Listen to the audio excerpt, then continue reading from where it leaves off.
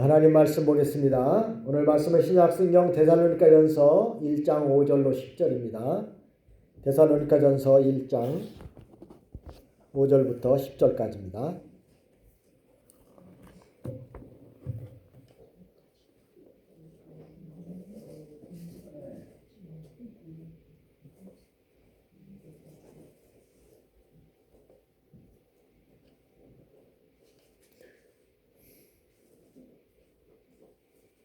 데살로니가전서 1장 5절부터 말씀 봉독합니다. 이는 우리 복음이 너희에게 말로만 이른 것이 아니라 또한 능력과 성령과 큰 확신으로 된 것임이라. 우리가 너희 가운데서 너희를 위하여 어떤 사람이 된 것은 너희가 아는 바와 같으니라. 또 너희는 많은 환난 가운데서 성령의 기쁨으로 말씀을 받아 우리와 주를 본받은 자가 되었으니 그러므로 너희가 마게도냐와 아가야에 있는 모든 믿는 자의 본이 되었느니라. 주의 말씀이 너희에게로부터 마게도냐와 아가야에만 들릴 뿐 아니라 하나님을 향하는 너희 믿음의 소문이 각처에 퍼졌으므로 우리는 아무 말도 할 것이 없노라.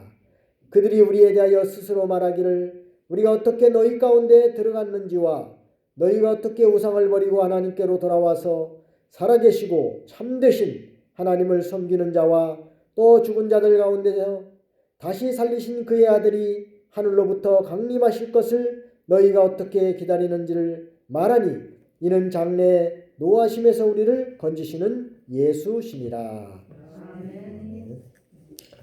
오늘은 데살로니가전서 1장 5절로 10절에 있는 말씀을 통해서 모범된 성도란 제목으로 같이 은혜를 받고자 합니다. 우리 성도는 예수 그리스도의 십자가와 부활을 믿는 사람들입니다. 그래서 성도는 한 하나님을 아버지로 모시고 또 한 주 예수 그리스도를 믿음으로 이렇게 죄사함을 받아서 하나님의 자녀가 된 자들입니다. 누구든지 예수 그리스도를 믿는 자는 다 이제 하나님의 자녀가 되는 권세를 주셨다고 요한복음 1장 12절에도 말씀하셨습니다. 이렇게 죄값으로 말미암아 지옥 갈 수밖에 없는 영혼들을 예수 그리스도의 그 구속의 피로 말미암아서 영생을 얻어서 천국에 갈 수 있게 됐으니까 얼마나 감사한 일입니까? 그래서 이렇게 구속받은 성도들은 이제 이 땅에 사는 동안에 하나님의 말씀대로 살아야 하나님이 기뻐하시고 또 자신의 믿음도 성장하고 또 하나님 앞에 가서도 복받는 자가 되는 것입니다.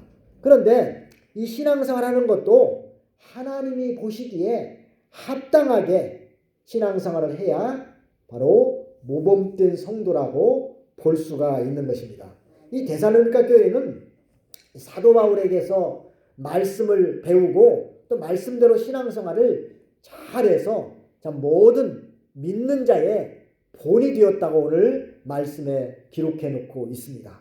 다시 말해서 데살로니가 성도들은 모든 믿는 자의 모범된 성도라고 말할 수가 있습니다. 우리도 이처럼 데살로니가 성도들의 그 귀한 신앙을 본받아서 항상 모범된 성도로서 신앙생활을 잘하는 저희들이 되어야 하겠습니다.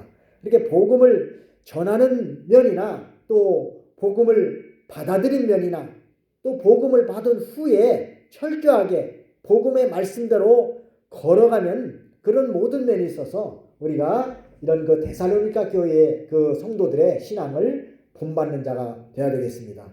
오늘 이게 데살로니가 교인들의 좋은 신앙의 모범을 본받아서 실천함으로 우리도 하나님 앞에 다 이렇게 모범된 그런 성도들이 되어야 하겠습니다. 그럼 먼저 모범된 성도는 어떤 성도인가? 여기 5절 말씀에 보면은 이 복음을 잘 전하는 성도입니다. 사도 바울은 복음을 전할 때 말과 능력과 큰 확신과 인격으로 전했다고 했습니다. 우리가 이 전도자가 복음을 전할 때 과연 어떻게 전해야 될 것인가에 대해서 분명하게 말씀해 주고 있는데 먼저는 뭘로 전해야 되냐면 말로 전해야 됩니다. 말을 해야 알아들 거 아니에요. 말하지 않으면 뭐가 뭔지 알 수가 없습니다. 로마서 10장 14절에도 그랬잖아요. 듣지 못한 이를 어찌 믿으리요. 전파하는 자가 없이 어찌 들으리요. 그렇게 듣지도 못하고 전파하는 자가 없으면 어떻게 복음을 알 수가 있고 믿을 수가 있냐는 것입니다. 그러니까 예수님을 믿어야 죄사함 받고 천국에 갑니다. 이 말을 전해줘야만이 그 말을 듣는 사람들이 성령께서 또 감동을 시켜서 예수님을 믿고 구원받게 되어 있습니다. 그런데 전하지 않고 아무런 말도 하지 않으면 어떻게 믿을 수가 있냐는 뜻입니다. 그래서 복음은 첫째는 뭘로 전해야 된다고요? 말로. 하나님께서 우리에게 입을 주신 것은 바로 입을 가지고서 복음을 전해서 많은 죽어가는 영혼들을 살려내라고 이렇게 주신 것입니다. 근데 입을 이렇게 하나님 주와 복음을 위해서 바로 사용하면은 이 얼마나 복된 입입니까? 근데 입을 가지고서 다른 사람을 비방하거나 욕하거나 정죄하거나 미워하거나 이런 데 사용한다고 하면은 얼마나 하나님이 안타깝게 생각하시겠습니까? 그래서 하나님께서 주신 이 입을 가지고 우리는 이 복된 데다가 사용하는 자들이 되어야 되겠습니다. 로마서 10장 17절에 그랬잖아요. 믿음은 어디서 나며? 들음에서 나며 들음은 그리스도의 말씀으로 말미암았느니라.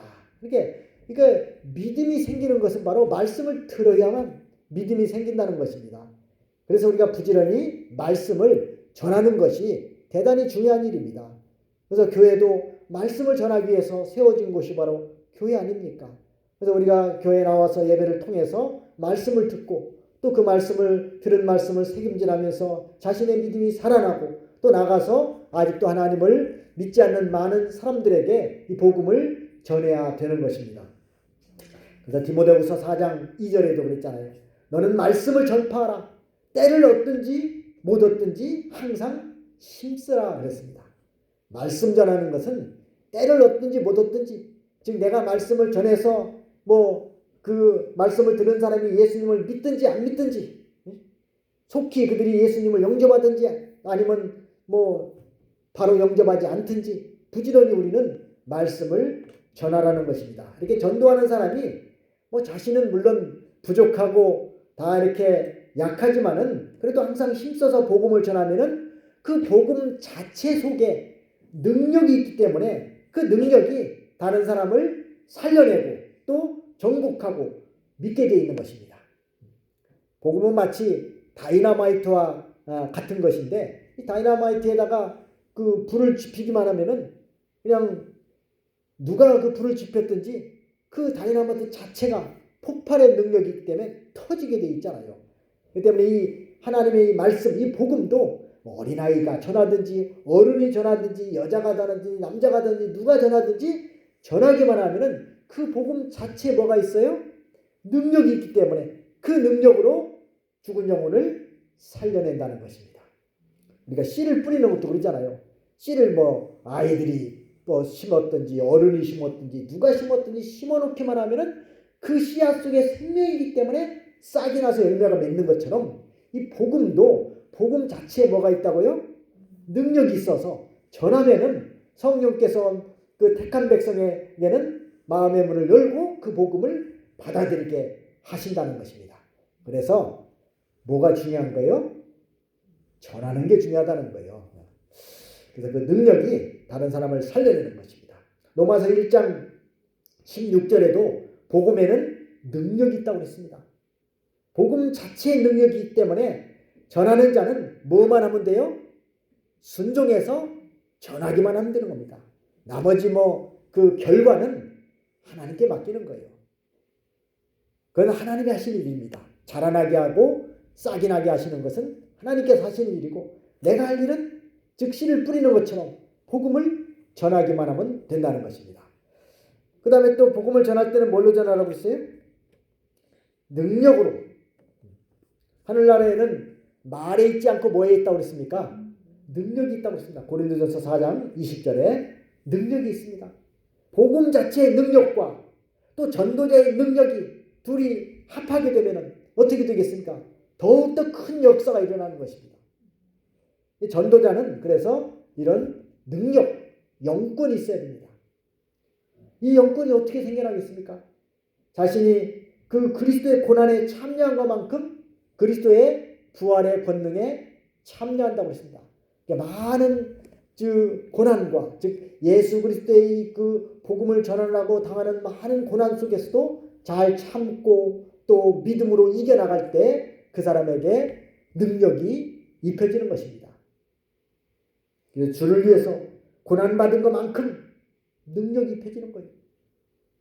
주님을 위해서 내가 핍박과 환난과 매맞음과 옥에 갇힘과 여러 가지 이런 시련과 고난을 당할 때 주께서 그 사람에게 능력을 입혀주시는 거예요.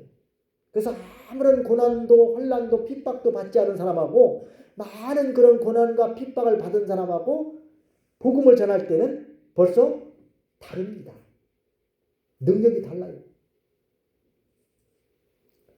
뭐 어떤 사물을 자기가 직접 보고 만져보고 체험하고 난 다음에 말하는 것하고 남한테 얘기만 듣고 말하는 것하고 어떻습니까?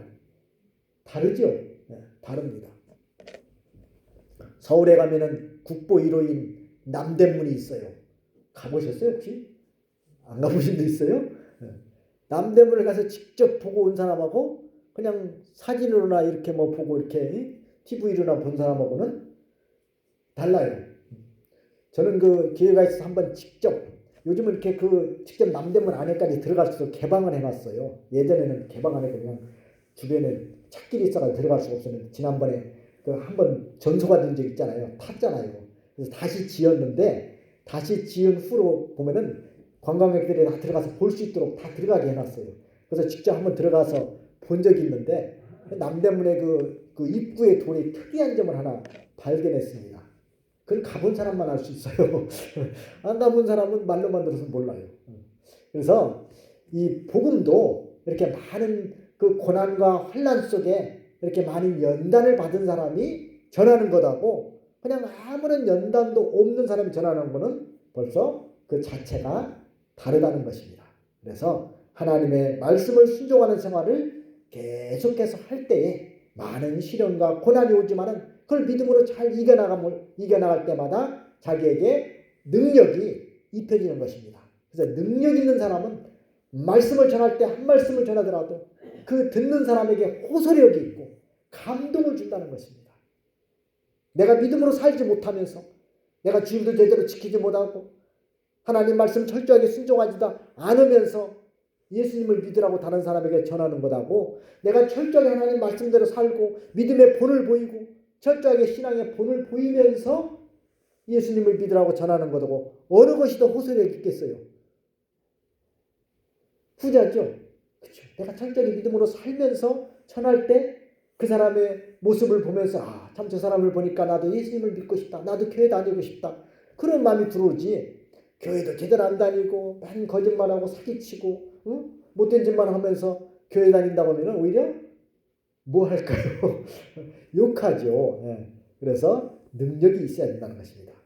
세 번째로는 성령을 힘입어서 전해야 된다는 거예요. 자기가 전하려고 하지 말고 하나님께서 하시도록 맡기고 주님께 붙들려서 성령이 인도하는 대로 복음을 전해야 된다는 것입니다. 그래서 바울은 복음을 전할 때 자기 생각대로 하지 않고 성령의 인도를 따라서 말씀을 전했습니다. 자기가 어떤 뭐 지식이 있고 또 여러 가지 뭐 무슨 많은 것을 안다고 해서 다른 사람에게 감화를 주는 게 아닙니다.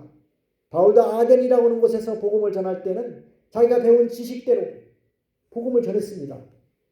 바울도 뭐 상당히 그 가말리엘 문화에서 배운 자이기 때문에 학적으로도 상당히 풍부한 사람입니다. 그렇지만은 다른 지역에서보다도 아덴에서 복음을 전했을 때는 그리 많은 사람들이 예수님을 영접하지 않았습니다. 그래서 이게 복음은 내 지혜와 내 지식으로 전하는 게 아니다. 그래서 아덴을 떠나서 고린도로 갈 때는 사도 바울이 이제는 내가 예수 그리스도와 십자가 외에는 알지 않기로 작정을 했다고 씁니다. 즉 예수 그리스도와 십자가의 부활만 전하겠다는 겁니다. 이렇게 예수님의 십자가 부활을 전하니까 오히려 그 속에서 능력이 나타나고 역사가 있어 많은 사람들이 예수님을 영접하는 그런 역사가 일어났습니다. 이걸 보면은 복음 자체에 능력이 있고 또 이 복음 전해서 예수님을 믿게 하는 것은 내가 말로 감동시켜서 믿게 하는 게 아니라 누가 하시는 거예요? 성령께서 하시는 거라는 걸 알려주고 있는 겁니다. 말할 때에도 성령의 감동 가운데서 말하는 것입니다. 듣는 사람도 성령의 감동을 주어야만이 믿을 수가 있는 거예요. 아무리 말을 잘해도 성령의 감동 주지 않으면 믿지 않습니다. 도리어 그저 예수쟁이들은 말만 잘한다 이렇게 비난할 수가 있어요. 그러나 성령께서 역사하시고 그들에게 마음의 감동을 주면은 그 듣는 복음 전하는 사람의 그 말씀을 듣고 감동을 받아서 예수님을 영접하게 된다는 것입니다. 그래서 전도자는 항상 누구의 도우심을 받아야 돼요? 성령의 도우심을 간절히 구하면서 기도하면서 복음을 전해야 되는 겁니다. 그리고 진리에 대한 확신을 가지고 전해야 됩니다. 그렇죠. 내가 먼저 이 진리에 대한 확신이 있어야지. 나도 뭐 천국 갈지 못 갈지 확신도 없으면서 다른 사람에게 예수님 믿으면 천국 갈 거라고 하면은 그걸 누가 믿겠냐는 말이에요. 우리는 예수님을 믿으면은 천국 갈 것을 확실히 믿습니까? 확신이 있어야 다른 사람에게도 전할 때 거기에서 능력이 나오는 것이지. 이거 내가 정말 죽어도 천국 갈란가 못 갈란가 의심하고 있으면서 다른 사람에게 한번 예수나 믿어봐. 혹시 또 천국 갈지도 모르니까. 그러면 무슨 그 호소력이 있고 감동이 있겠습니까? 그래서 확신을 가지라는 거예요. 예수님이 내 죄를 씻겨주셨다. 내가 죄사함을 받았기 때문에 이제는 천국에 간다. 이런 확신을 가지고 누구든지 예수님을 믿기만 하면 어른이든 아이든 뭐 민족적인 차별도 없고 인종적인 차별도 없고 누구든지 예수님을 믿으면 다 죄사함 받고 천국에 간다는 이 복음을 확실하게 전해야 되는 것입니다. 성경을 잘못 배우거나 잘못 깨닫게 되면 어떤 결과를 가져올 수도 있냐면 이단에 빠지기가 쉽습니다. 그렇죠? 요즘 이단들이 얼마나 많습니까? 별의별 이단이 다 나와가지고서 할 수만 있으면 우리 참 택한 백성들 우리 성도들까지도 미혹시켜서 끌고 가려고 하기 때문에 우리가 정신 바짝 차리지 않으면 이단에 넘어갈 수가 있어요. 즉 진리에 대한 확신이 없는 사람이 뭐에 빠지기 쉬워요? 이단에 빠지기 쉽습니다. 아무리 몇십 년을 교회 다녔어도 이 진리에 대한 확신이 없으면은 이 구속에 대한 확신이 없으면은 이단이 와가서 달콤한 말로 유혹할 때 거기에 빠질 수가 있다는 것입니다. 그래서 우리가 성경을 바로 배워야 돼요. 바로 배웠다면은 이게 진리에 확실히 서서 흔들리지 말고 복음을 전할 때에도 확신과 담대함을 가지고 전해야 됩니다. 그렇게 전할 때 듣는 사람으로 하여금 복음을 듣고 예수님을 영접할 수 있는 그런 역사가 일어난다는 것입니다. 다섯 번째는 복음을 전할 때는 자기가 바른 사람이 돼서 전해야 됩니다. 내가 좀 사람이 만들어져야 된다는 거예요. 바울은 모든 사람들에게 칭찬받고 인정을 받을 만한 사람으로 만들어져서 전도를 했습니다. 자신이 하나님의 말씀대로 살지 않으면서 복음을 전하면은 전도의 열매가 잘 맺힐까요? 안 맺힐까요? 안 맺힙니다.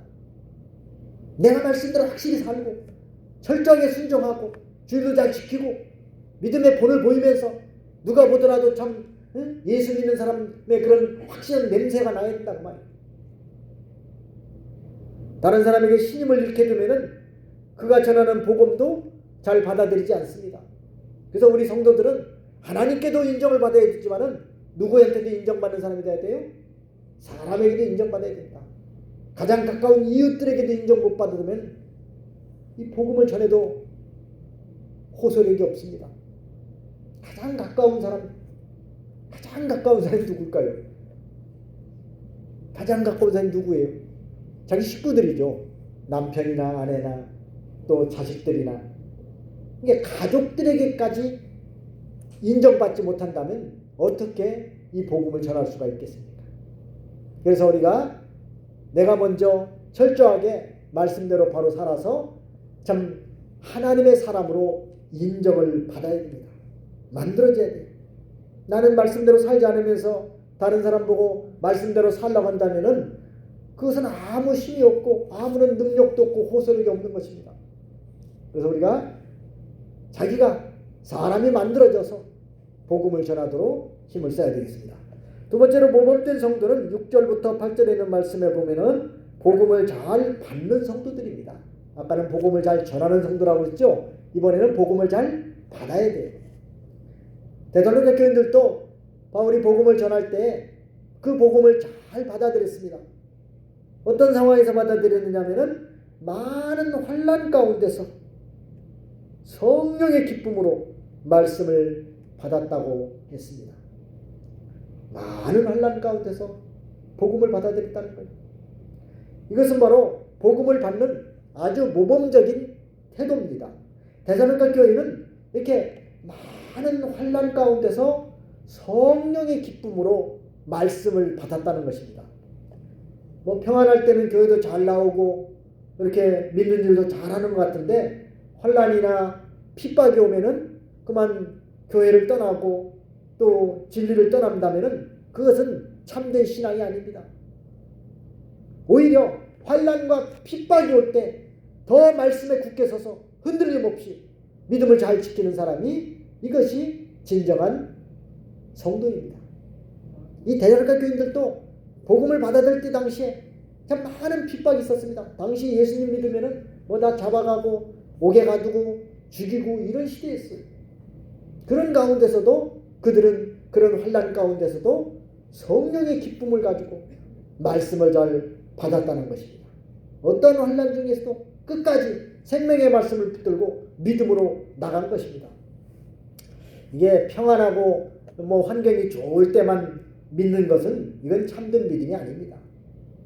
평안할 때는 뭐 웬만한 사람들은 다 교회 잘 다니고 믿는 일 잘 할 수 있어요. 하지만 진정한 신앙은 언제 나타나느냐?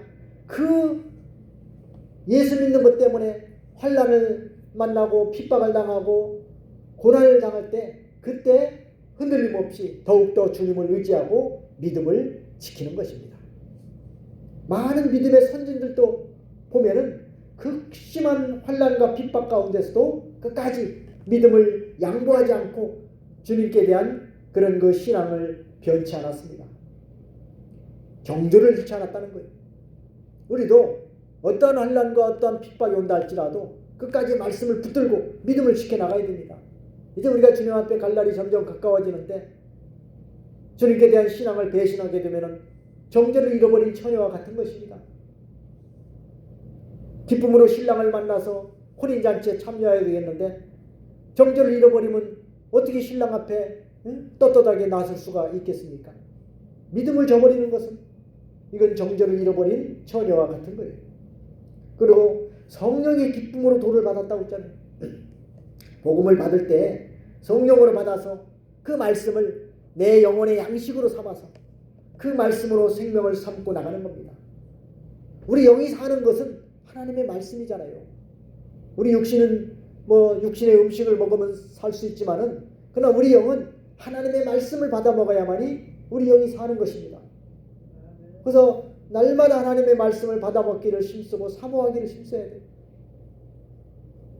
가정에서도 늘 하나님의 말씀을 보면서 말씀 속에서 은혜를 받고 또 주일날 들은 말씀을 늘 되새김질하면서 그 말씀대로 내가 지금까지 잘 살고 있는가 한번 돌이켜보면서 그대로 살지 못하는 거 있으면 찾아서 회개하면서 늘 말씀대로 살기를 힘을 써야 되는 것입니다. 그래서 말씀 속에서 진리가 믿어지고 깨달아져야 되는 것입니다. 성령의 감동으로 복음을 받는 자는 항상 그 마음에 기쁨이 넘치게 되어 있습니다. 말씀을 들을 때 속에서 기쁨이 넘친단 말이에요. 하나님의 말씀은 마치 꿀과 송이꿀보다 더 단 말씀으로 느껴지고 이 말씀을 들을 때 참 영적인 기쁨이 속에서부터 솟아나는 거예요. 그런 역사가 일어나는 것입니다. 사모하는 마음으로 말씀을 받는 자에게는 그 말씀이 그 속에서 역사하고 그 말씀이 단말씀으로 받아들여지고 기쁨이 충만하게 넘치는 것입니다. 그러면 하나님의 말씀이 참 사모가 되고 더욱더 갈급증이 생겨서 어떻게 하면 좀 더 하나님 말씀을 받아 먹을까 하고 마치 목마른 사슴이 시냇물을 찾아서 헐떡이는 것처럼 하나님 말씀을 받고 싶어서 예배 시간을 사모하고 또 말씀 듣기를 사모하는 그런 마음의 상태가 되는 거예요. 이런 마음 상태가 없으면 벌써 내 믿음이 점점 식어지고 떨어졌다는 겁니다.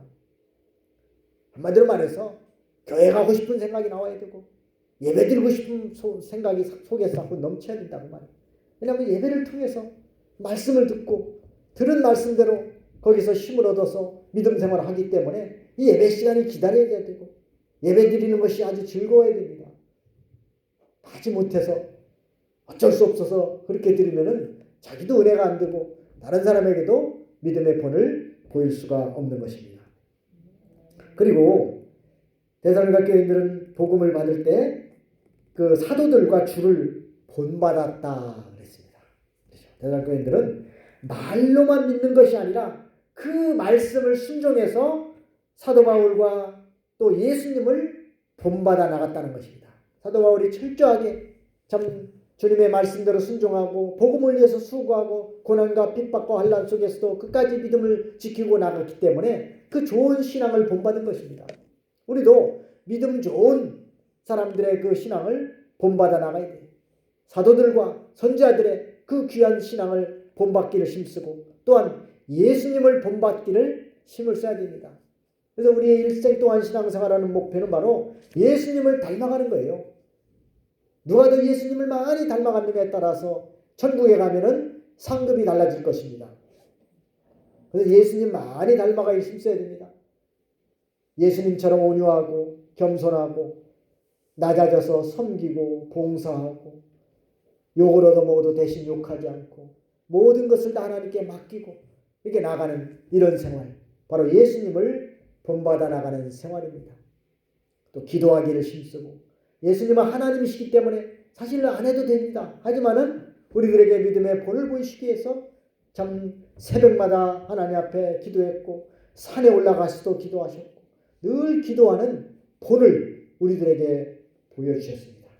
우리 믿는 성도들이 기도하지 않고 신앙생활 한다는 것은 이건 문제가 있는 것입니다. 말씀과 기도는 항상 같이 따라가야 되는 중요한 신앙의 요소입니다. 하나님의 말씀을 늘 사모하고 말씀을 받아들여야 되고 또 받은 말씀을 붙들고 기도하면서 또 여러 가지 좀 어려운 문제가 있을 때마다 하나님 앞에 늘 엎드려 기도해서 모든 문제들을 다 하나님으로 말미암아 해결받는 자가 되어야 됩니다. 모세는 이스라엘 백성들을 광야로 이끌어서 가나안 땅으로 이렇게 인도할 때 광야에서 여러 가지 복잡하고 어려운 문제들이 많이 생길 때마다 그는 하나님 앞에 엎드려 기도했습니다. 이스라엘 백성은 그런 문제가 생길 때마다 늘 하나님 앞에 원망하고 불평하고 지도자를 원망하고 그랬지만은 모세는 그때마다 엎드렸더라 기도했습니다.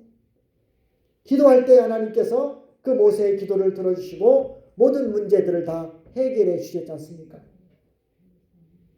참으로 믿음으로 하는 기도는 하나님이 반드시 응답해 주시는 겁니다. 우리도 참 힘써 기도해야 됩니다. 지금 이 시대가 어려운 시대 아니에요.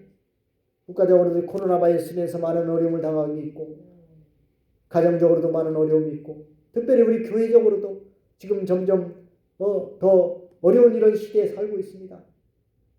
그렇기 때문에 하나님 앞에 힘써 기도해야 됩니다.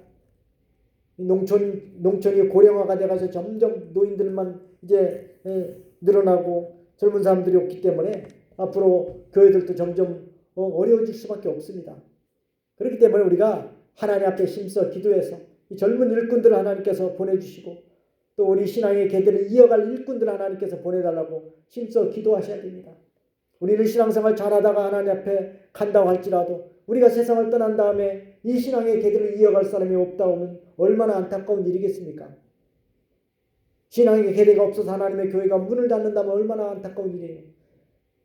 주님 오시는 그날까지 진리의 교회가 우뚝 서서 여기서 생명운동, 복음운동이 일어나고 또 주변의 많은 영혼들을 구원하고 또 그들을 말씀으로 가르쳐서 그들의 영혼을 길러나가는 일을 하는 중요한 기관이 바로 교회 아닙니까?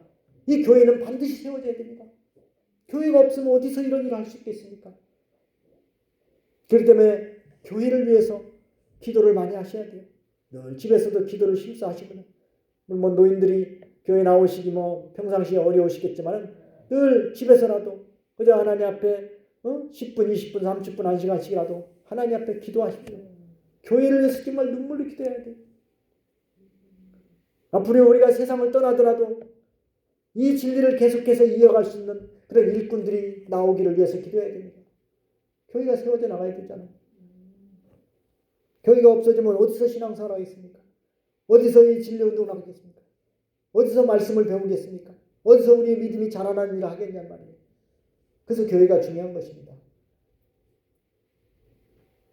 또 앞으로 하나님의 교회에 또 귀한 사자들이, 좀 능력 있는 사자들이 와서 이 귀한 진리를 잘 가르칠 수 있도록 위에서 힘써 기도해야 됩니다. 그 다음에 믿는 자의 본이 됐다고 그랬습니다. 데살로니가 교회는 그 마게도냐와 아가야 지방에 있는 모든 자의 본이 됐다, 이렇게 기록해 놓고 있습니다. 마게도냐와 아가야, 온 전체 그 지역의 모든 믿는 자가 볼 때 다 본이 될 만한 그런 신앙생활을 했다는 것입니다. 이게 데살로니가 교인들의 믿음의 소문이 각처로 퍼져나갔다고 했습니다. 이게 소문이 잘 나야 돼요. 소문이. 뭐가 잘 나야 돼요? 이 성도들이 믿는 일을 잘하면은 이 소문이 다 나게 돼 있어요. 참 소문은 발이 없어도 몇 리를 간다고 그래요? 뭐 발이 없어도 지금 몇 마리 갑니다. 요즘은 뭐 인터넷의 발달로 인해서 순식간에 전 세계에서 일어나는 일을 다 알고 있어요. 다 보고 있으니까. 네, 그래서 우리가 이 소문이 잘 나야 돼요. 근데 데살로니가 교회는 소문이 잘 났어요, 안 났어요? 소문이 잘 나서 각처로 소문이 퍼졌습니다. 우리 동산교회도 믿는 일 잘하셔서 우리 성도들의 믿음 좋은 소문이 각처로 퍼져서 참 많은 사람들이 그 소문을 듣고, 야, 나도 한번 거기 교회 가보자. 도대체 어떤 교회길래 이렇게 믿음들이 좋냐 하면서 나올 수 있는 그런 소문들이 좀 나야 되겠습니다.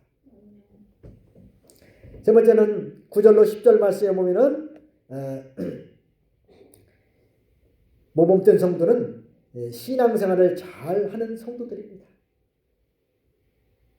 데살로니가 교인들은 이 복음을 받아들인 다음에 그 말씀대로 철저하게 순종을 했는데 먼저 우상을 버리고 하나님께로 돌아왔다고 했습니다. 그래요. 우리가 믿는 일 잘하려면 가장 먼저 버려야 될 것은 바로 뭐예요? 우상입니다. 우상. 우상은 하나님이 아닌 것을 하나님의 일로, 하나님으로 알고 섬기는 것이 바로 우상입니다. 하나님이 아닌 것은 하나님을 알고 섬기는 거예요. 그래서 우상 섬기는 사람들은 이 우상 섬기는 것, 우상 섬기는 일을 버리는 것이 쉽지 않습니다. 평생을 섬겨왔던 자기 우상을 그 하루아침에 쉽게 버릴 수 있겠습니까? 근데 이 우상이라는 것은, 우리가 영적인 우상은 바로 뭐냐면은 하나님보다 더 사랑하고 하나님보다 더 의지하고 하나님보다 더 지배를 받는 모든 것이 다 영적인 우상입니다. 내가 하나님보다 더 사랑하는 것이 있다. 그러면 그것이 뭐예요? 우상이라는 거예요. 그렇기 때문에 이 우상이 어떤 때는 꼭 무슨 뭘 만들어 놓은 것만 우상이 아니라 돈을 내가 더 사랑한다. 그 돈 때문에 믿는 일을 제대로 못하고, 그 돈 번이라고 교회도 못 나오고 직장 다니라고 교회도 못 나오고, 그런다면은 뭐가 우상이 된 거예요? 돈이 우상이 되는 겁니다. 돈이 우상이 되기도 하고 자녀가 우상이 되기도 하고 심지어 자기 목숨이 우상이 되기도 하는 겁니다. 목숨이 아까워서 진리를 따라가지 못하고 말씀을 양보하고 나가는 그런 사람이 있다면 그것은 목숨이 우상이 된 거예요. 자녀들 때문에 믿는 일을 제대로 못한다면 그건 자녀가 우상이 된 거예요. 한국 사람들이 참 자녀 교육에 대해서 아주 극심합니다. 어떻게든지 내 자녀는 잘 돼서 뭐 판검사도 하고 그러기를 바라는 마음으로, 이 서울 같은 데 보면은 뭐 강남 같은 데 사는 사람들은 얼마나 뭐 자녀들 교육시키느라고 뭐 학원도 몇 개씩 보내고 뭐 돈을 거기다 몇 천만 원씩 투자하는 사람도 있고 하는데, 자녀가 다 우상이 돼가지고서 믿음을 지키지 못하는 그런 사람들이 많습니다. 그 자녀들에게 어떻게든지 머릿속에다가 세상 지식만 심어주려고 그러는데, 가장 중요한 거는 믿음이 없는 세상 지식만 심어진다면은 그 세상 지식으로 인해서 나중에는 결국은 오히려 더 사회를 어지럽히게 만드는 그런 사람이 될 수도 있다는 거예요. 비록 세상 지식은 좀 부족하다 할지라도 내 머릿속에 믿음이 들어가서 하나님을 잘 섬기고 말씀대로 행하고 그런 신앙이 심어진다면은 하나님께서 그들의 앞길을 형통한 길로 열어주실 줄로 믿습니다. 그래서 우리가 자녀들을 교육할 때, 자녀들을 양육할 때 뭐 돈과 음식과 옷으로만 좋은 옷만 입혀서 또 뭐 좋은 학교만 다니기 위해서 교육하려고 하지 말고 하나님을 잘 섬기는 믿음을 심어주도록 해야 됩니다. 믿음만 심어주면은 그들 스스로가 하나님 잘 섬기고 어떻게 신앙생활을 해야만 하나님을 기쁘시게 드리고 내가 복받는 것인가를 알기 때문에 다 하나님 앞에 복을 받게 되는 것입니다. 믿음이 들어가야 돼요. 뭐 비단 자녀들뿐만 아니라 우리 모든 성도들도 마찬가지입니다. 믿음이 들어가야 하나님께서 우리의 앞길을 열어주신 줄로 믿습니다. 그 믿음을 얻고 한 세상 것들만 더 따라가고 육신의 것들만 좋아하고 나간다면은 어떻게 하나님께서 그런 사람에게 복을 주시겠습니까? 그래서 우리가 하나님을 잘 섬기는 그런 자들이 되도록 늘 말씀으로 양육하는 자가 되어야 됩니다. 그리고 사시고 참되신 하나님을 섬겼다고 했습니다. 데살로니가 교인들. 하나님이 살아계신 분으로 또 참되신 하나님으로 섬긴 겁니다. 하나님은 지금도 살아서 우리의 모든 일거수일투족을 다 보고 계시는 분이십니다. 이 때문에 우리가 말하는 것이나 행동하는 모든 것들도 믿음으로 하지 못하고 하나님 앞에 범죄한 것이 있다면 반드시 하나님은 그걸 통해서 우리에게 심판하시는 것입니다. 하나님은 참되시고 진실하신 분이기 때문에 하나님은 반드시 말씀대로 이루시는 하나님이십니다. 하나님이 한번 말씀하신 것은 몇천 년이 지난다 할지라도 반드시 그대로 이루시는 분이시라는 거예요. 주님께서 다시 오신다고 재림의 약속을 하셨습니다. 아직 주님이 오시지 않았지만은 하나님이 약속하신 것은 그대로 반드시 이루실 것입니다. 왜냐하면 하나님이 예수님을 보내주신다고 벌써 아담 때부터 약속을 하셨는데 그 약속을 하나님께서 지켜주셨잖아요. 그래서 예수님이 오셔서 십자가에서 우리의 죄를 위해서 피 흘려 우리를 구속해 주시지 않았습니까? 그 예수님이 이제 부활 승천하신 다음에서 다시 오시겠다고 약속을 하셨는데 이 약속도 우리는 반드시 이루어질 줄로 믿어야 되는 것입니다. 그러면 주님 오실 때에는 이제 왜 오십니까? 그때는 이제 세상을 구원하러 오시는 게 아니라 세상을 심판하러 오시는 겁니다. 우리가 믿은 대로 행한 대로 다 그때 가서는 이제 하나님 앞에 심판을 받게 되어 있습니다. 그렇기 때문에 우리가 믿는 일을 잘해야 되는 거예요. 때가 얼마 남지 않았습니다. 전지 만물을 창조하시고 인간의 모든 생사복을 주장하시는 사시고 참되신 하나님을 믿고 그분의 말씀대로 순종하면서 날마다 자신의 믿음이 성장하는 삶을 살아야 되는 것입니다. 또 데살로니가 교인들은 예수님의 재림을 기다렸다는 겁니다. 예수님은 세상 끝날에 다시 재림하신다고 했습니다. 예수님이 재림하시면 믿지 않는 자들은 모두 심판을 받아서 다 이제 지옥에 들어가고 예수 믿는 사람들은 부활해서 영원한 천국에 가서 영원히 행복하게 살게 되는 것입니다. 그래서 예수님의 재림을 기다리는 성도들은 항상 하나님 앞에 두렵고 떨림으로 자기의 믿음을 잘 지켜나가야 되는 겁니다. 주님의 재림을 기다리는 성도는 현재 당하는 그런 고난을 잘 참고 앞으로 하나님 앞에 가서 받을 영광스러운 상급을 바라보면서 믿음으로 잘 참고 나가야 되는 거예요. 잠시 받는 환난은 앞으로 우리가 받을 영광에 비하면 좋게 비교할 수 없다고 하지 않았습니까? 우리가 세상에서 믿음 지키다가 당하는 환난은 잠깐입니다. 그러나 이제 하늘나라 가서 하나님 앞에 가서 받을 상급은 영원한 것입니다. 여기서 잠깐 고난당하면서 믿음 잘 지키면은 하늘나라에서 영원한 상급을 받을 것을 소망하면서 믿음을 잘 지켜야 된다는 거예요. 그래서 우리가 모두 다 이제 주님 앞에 설 때 참 잘했다고 칭찬 듣는 그런 성도들이 될 수 있도록 철저하게 이제 남은 여생 믿음을 잘 지키는 그런 저와 여러분 되기를 주님의 이름으로 축원합니다. 네, 오늘 이 말씀을 기억하면서 우리 모두가 다 이 시간에도 데살로니가 교인들처럼 참 모범된 그런 성도가 되기 위해서 힘써서 믿음을 지키는 자가 되도록 우리가 힘써 이 시간에 같이 기도하겠습니다. 거룩하신 하나님 감사합니다. 오늘도 이렇게 모든 성도에 대해서 말씀하셨습니다. 교회는 복음을 잘 전하는 성도들이 있습니다. 말로 전하고 아버지 인격으로 전하고 아버지 성령을 힘입어서 전하고 능력으로 복음을 하나님 아버지 우리도 이렇게 사람이 먼저 돼서 우리 예수님을 본받아서 이 복음을 힘써 전하는 하나님의 주와